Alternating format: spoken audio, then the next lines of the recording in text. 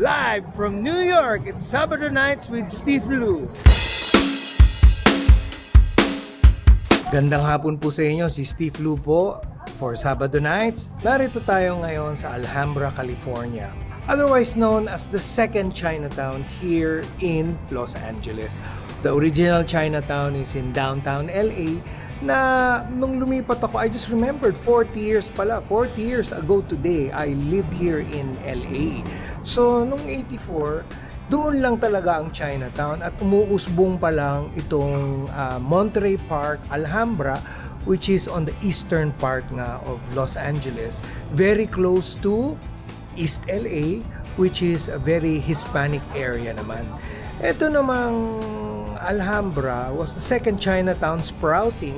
Hindi pa masyadong maraming mga Chinese restaurants and supermarkets noon. As a matter of fact, isa pa lang yung pinakakilalang Chinese restaurant, which was NBC, na pinupuntahan din namin ng mga panahon na yon. Pero it was already medyo stretch na yon na pupunta kami ng Monterey Park para mag-dim sum ba.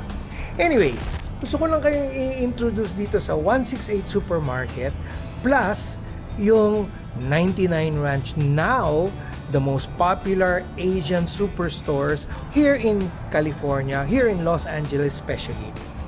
Para to sa mga hindi nakakaalam, Asian stores basically, or Asian supermarkets, they carry Asian brands, Asian goods na makikita ninyo like from say China, Taiwan, Hong Kong, Pilipinas, Vietnam. So sari-sari yan. Basically, they carry all these products and you know, most Asians shop here. Ngayon, malaganap na sila. They're all over the place. Meron na rin sa San Diego, meron na rin sa San Francisco siguro. Kumalat na sila, and all over LA, there are so many of these branches. At magmula nung mga early 2000s, nagbukas na ang 99 Ranch and 168 Supermarket. I'll tell you more about these Asian, so-called Asian stores later. So pinakita ko lang sa inyo, nandito tayo sa Alhambra, dumadami na rin ang mga Pinoy dito kasi may Jollibee na.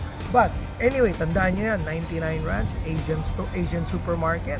Mamaya, doon tayo sa 168. At the same can be said of the Filipino superstores or supermarkets or shopping meccas dito sa California, and actually all over the West Coast, and maybe perhaps sa East Coast din. Yan naman ang bibisitahin natin next. Hey there! Eto na naman tayo. Dito naman tayo ngayon sa Los Angeles, California. Malapit naman tayo sa downtown Los Angeles. At inisita natin to dahil merong bagong bukas na Island Pacific Supermarket. Ang Island Pacific Supermarket naman ay Filipino supermarket. Para ka actually pumasok sa Robinsons or sa Unimart at makikita mo yung binibenta doon. Parang kung nakikita mo sa shelves sa Pilipinas, ganon din yung mga tinda dito. Of course, may halo-halo na siya, no? Kumbaga sa atin may imported section.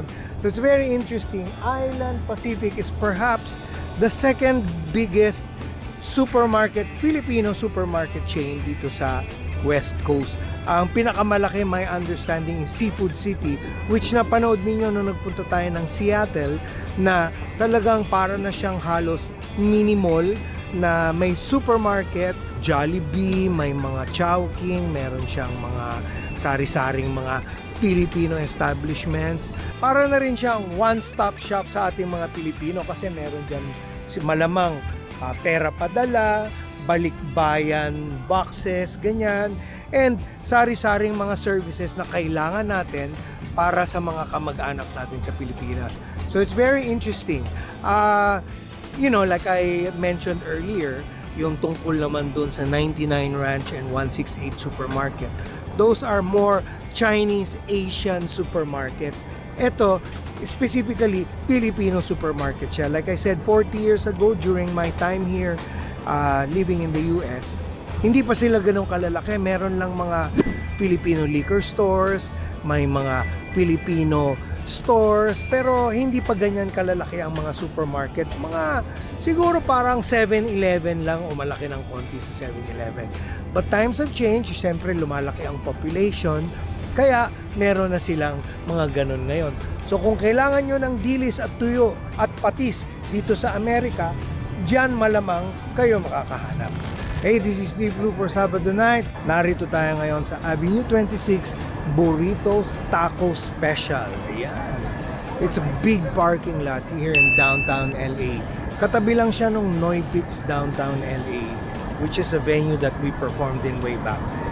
Anyway, dito this place is very popular and it's normally packed with people on a night like this. So actually, siguro mamayang gabi punong-puno ito. Luckily tonight, hindi masyadong puno. We're gonna sample some of their tacos and burritos and then we're gonna let you know about it. So stay tuned. So makikita ninyo, dahan-dahan ng nagdadatingan ng mga tao, tsaka kung kumain sila, nandun lang sila sa kanilang mga trunk. Nilalatag nila yung mga pagkain nila doon, nakapatong doon sa may babaw ng trunk. Then everybody's just chatting away and eating. It's a really nice outdoor food stalls, you know, and yun nga, it's in a parking lot. This is what people come to here in LA. So just a little tidbit for you guys. As I shared with you earlier, back in 1984, I think it was June, just about when the 1984 LA Olympics started, I flew to the US for the first time. This is where I actually stayed, 2923 Angus Street. I remember it so well. Napakalaking bahay niya, napakaganda. And we lived in the basement. So it is very memorable to me. Nagkataon lang napadaan tayo dito, so I have a chance to visit the old haunt. I lived here for 5 years actually, and then my mom bought a new house just down the road na bibisitahin din natin. After living here for 5 years, I went back to the Philippines, and soon after that, bumalik din ulit tayo dito for visits, and my mom had bought a new house. Ayan o, 2801 West Silver Lake Drive. Basically, that blue house and that house on the corner, it's a duplex. So, it's a beautiful house with beautiful location. I wish I was still living here. It's just around the corner from Griffith Park and very close to the Hollywood sign. So, you know, very close to Hollywood. When we used to go out, we'd hang out here, have a few drinks before we'd head out. And I miss the place, you know. It was a beautiful place where I went to school, you know, when I was in college. I lived here in this neighborhood around Silver Lake. So, just wanted to show you na hindi po fake yung aking news. Totoo po. Hey, welcome to Sabado Nights with Steve Lu, made in North America. Narito tayo ngayon sa isang voting center sa Granada Park dito sa Alhambra, California. We are here today, November 5, because today is election day in America. Although I, as a US citizen also, have voted by mail. Kasi dito sa Amerika, you can request for your ballots via mail and drop them off, you know, even like 2-3 weeks before election day. So if you cannot vote on the day itself, dahil hindi naman siya holiday, you have the privilege of mailing in your ballot as long as you sign it. So, medyo madali lang ang proseso dito as long as you prove your residency. You have to provide all your information like Social Security and your mailing address, and you will get your ballot expedited to you without any hassle. And then you can mail it. Depende na sa schedule. May mga schedule, and every state has a different schedule. Here in California, I think it was like 1 month before election day. But sumilip tayo ngayon dito just to see what it's like, and we saw that there were like maybe 30 voting booths, and there were like maybe 20 people. There's really no line because a lot of Californians actually mail in their ballots early, and napakalaki po ng California or Los Angeles in particular that, you know, there are plenty of voting booths, pero ito very quiet dito, walang lines. Of course, it's only around noontime. Di natin alam, baka yung mga manggagaling sa trabaho mamaya ay dumaan dito para mag-vote. So after 5, kasi I think this booth closes at 8 p.m. So we don't know, baka mamaya mahaba ang pila dito. Pero maraming parking spaces, maluwag. But you know, in the East Coast, which is 3 hours ahead, medyo malapit na mag-close yung mga voting booths doon. Hindi natin alam kung ano nangyayari doon ngayon. But wala pang results na ina-announce. I'm tuned into CNN. This election is very consequential because it can change the trajectory of the US with Donald Trump, the former president, and a new candidate with Kamala Harris. If pinagpala siya, so she can potentially be the first female president, and the surveys are not giving us any clue kasi talagang neck to neck. But ang sabi nga ng mga commentators, if you are a betting man, you would put your money on Kamala Harris, but we really do not know. Nobody can predict, and nobody has predicted what the outcome is. So if you go to the voting booth, makikita niyo may mga nag-a-assist doon. Pagpasok mo pa lang ng pinto, meron ng tutulong sa'yo, and they will give you the sheet of paper which are guidelines. And so madali naman yung proseso, very easy, so to speak, no? Hindi katulad sa Pilipinas. Alam natin pag election holiday, dito hindi. It's a regular working day, and people just, they can actually, pag minail nga yung ballot sa inyo, pwede nyo fill out sa bahay yun, tapos i-drop off nyo na lang dito. A lot of people now who do not trust the early mail-in ballots, on this day nila dinadrop off sa mga ballot box drop boxes, or pupunta sila dito, dinadrop off nila. So para hindi na sila pumila, kasi kung if you want to fill out your ballot here, bipila ka pa. But like I said, hindi naman masyadong mahaba yung pila. Here's a simple guide for all those who are not familiar with the US political system. Presidential din ang sistema nila, pareho sa Pilipinas, pero meron lang silang dalawang party. Pangatlo na yung independent. Yung una ay yung Republican Party, which is the conservative party. In general, they are pro-life, they believe in the death penalty, and medyo conservative sila. Ang Democrats naman ay very liberal. They are pro-choice, and very liberal ang kanilang mga views, no? Andyan din yung mga woke na mga tao na tinatawag.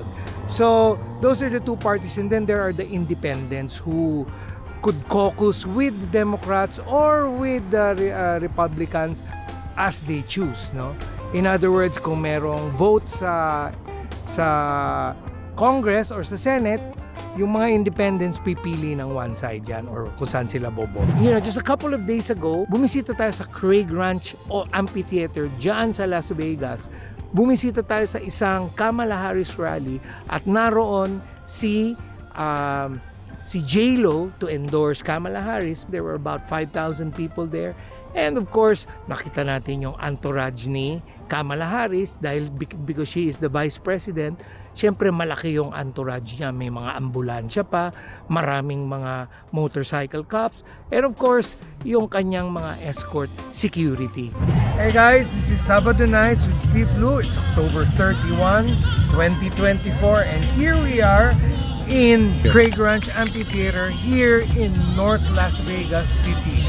So, we are here kasi may rally si Kamala Harris. So this is the biggest Americana project that we've ever done. The lines were so long, it went around in circles, but here we are because everybody had to pass through security. Security was very tight. We're so excited. J-Lo is going to join Kamala tonight, and this band called Mana, Mexican pop band called Mana. It's about helping you get ahead. It's about you. And you, and you, and you, and you. It's about us. All of us. Let's get loud. Let's get loud. That's J-Lo. Speaking for... Sorry, that is J-Lo speaking for Kamala Harris in this rally here in Las Vegas, in North Las Vegas. And I'm very excited to see Kamala Harris speak. I will make housing more affordable by building more homes and by taking on those corporate landlords who unfairly buy up all those properties and then jack up your rent.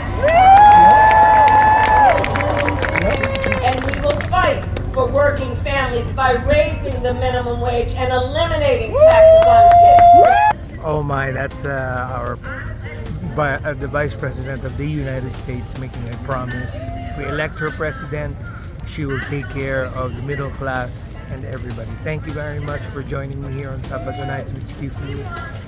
This is the biggest Americana event I've ever attended, and I am so happy. There goes, congratulations. That's what real leadership looks like. Hey, good morning, cats. This is Steve Lou for Sabado Nights. Welcome to Sabado Nights with Steve Lou here in Los Angeles. Alright, narito tayo ngayon sa Union Station here in Los Angeles. Ayan, with the guitar intro because we are a troubadour after all. Ito na siguro ang pangalawang pinakamagarbong train station dito sa Amerika with the exception of New York City.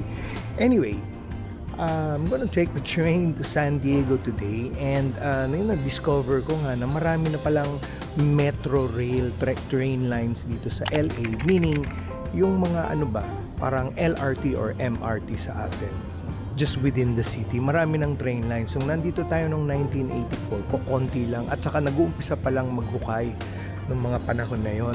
Actually wala pa nga noong 84, wala pa eh. Parang bagong phenomenon lang ito. Ngayon lang nangyari. So anyway, I have plenty of time. So here I am, came in early para makapag-vlog at so I can share it with you. At nakita ko nga dito, merong exhibit ng about old Chinatown. So it's really very interesting and nice. And medyo neat ang setting dito. Lumang architecture is really very beautiful. So I'll be heading out to San Diego on a Amtrak Superliner, which is the main train lines going all about the USA. So I'll see you later. Makikita nyo, merong mga electric vehicles dito that service for the handicap. So if you're handicapped, kasi malalayo yung mga rails mahahaba yung medyo malaki yung station. Perhaps not as big as New York City, but big enough. At kapansin-pansin dito, meron silang mga holding area for those ticket holders, yung mga may tickets na secured. Meron silang gwardiya dyan, ayan si Kuya, para yung mga gamit mo pwede mong iwanan. Katulad ko, pumunta akong CR, at least naiwan ko yung gitara at saka yung bagahe ko na secured siya. Tapos maraming mga ushers, maraming mga nag-a-assist. Kung halimbawa tatanungin mo kung saan yung rail mo, kung saan ka pupunta, maraming mag-a-assist sa'yo kasi nakaradyo silang lahat. They will point you to the right track. Kanina nga medyo napaaga ako to shoot some videos and I was on the wrong track. So, tinuro na lang sa akin na lumipat pala yung track ng train ko. So, I was informed right away. So, it's relatively easy. And so, I'm so excited to hop on this train. It's a double-decker and I did this in the 2000s. So, mga 2007, 2008 yata yun. Makita natin kung ano ang pagkakaiba nila ngayon. So here I am on the train to San Diego and I just checked out the food truck or the food kitchen that they have here, and I was able to get myself a nice cool combo of hot chocolate with a vegetarian burrito and an orange juice for $10. Not such a bad deal, but you know what I like about it, it's really very convenient. The seats are very comfortable and it's like wide and cushioned, and this is our 4th or 5th stop. This is Irvine, California, which is in Orange County or maybe Irvine County, I'm not so sure. Oh, there's an RV park right there. So I'm just gonna have a meal and I'll just wait until we get to San Diego. Cheers. Here we are at the Old Town Transit Station in San Diego. We made it. Thank you, Amtrak. Thank you for tuning in. Southern California episode of Sabado Nights with Steve.